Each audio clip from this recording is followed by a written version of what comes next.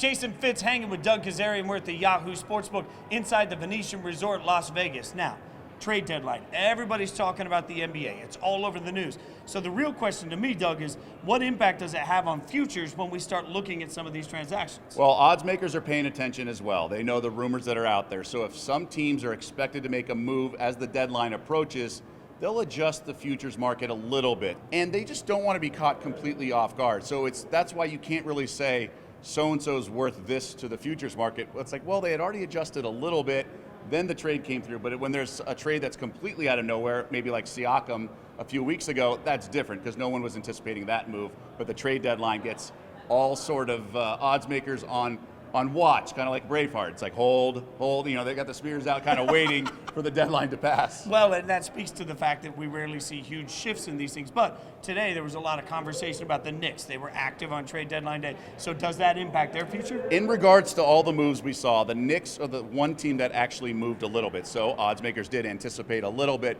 but the fact that they added multiple guys who can contribute, and that should help their seeding why guys like Randall and OG Anunoby get healthy. They actually have a much deeper roster than just Jalen Brunson doing heroics. So they've moved the most outside of Philly, who sustained the Embiid setback recently. Well, and the injury setback is far different than trade Correct, deadline. completely Right? different. And those moments you can't help but be caught off guard. There was nothing anybody Right, could do. but there's a domino effect, especially when they're both in the Eastern Conference, right? So Embiid, Sixers, regression, and their seeding's going to theoretically drop, and then the Knicks become more of a viable chance to get maybe the 2 seed, probably not all the way to catch the Celtics, but the 2 seed. So while during the regular season we've all learned that seeding doesn't really matter, it's still better to have a higher seed and home court advantage. But there's so much if this then that Correct. in that process that really is interesting to me. And also, there is some sort of larger conversation about the fact that at the end of the day, for all of the activity that always comes at trade deadline for NBA, it doesn't necessarily have this catastrophic impact to the league. Like,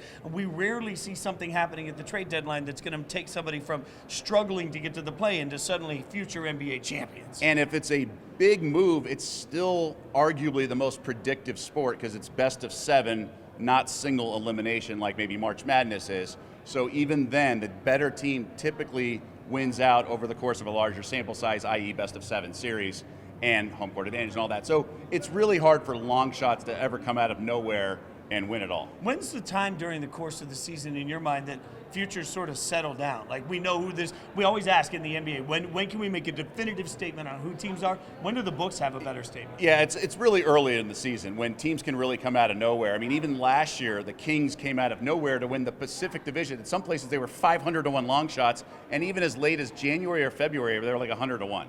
So rarely do we see that kind of long shot ticket hit. It's typically predictive, like we knew the Celtics would be among the best teams. Shockingly, the Nuggets are one of the better teams in the West, but you'll have the Timberwolves or obviously have a breakout year, but they're quick to move on that because with technology, they can track all the accounts. So if someone who's respected bets the T-Wolves or they take a bet on the T-Wolves, they'll adjust because they know that they see what the bettors see, that a team's outperforming their expectations right away. I never want to tell a fan base not to be excited at trade deadline day because that's part of why we do what we do, right? We love sports. We love getting excited at these moments. I'm just saying this conversation is a little bit of a reminder that for all of the excitement that comes around trade deadline, most of these teams kind of are who they are.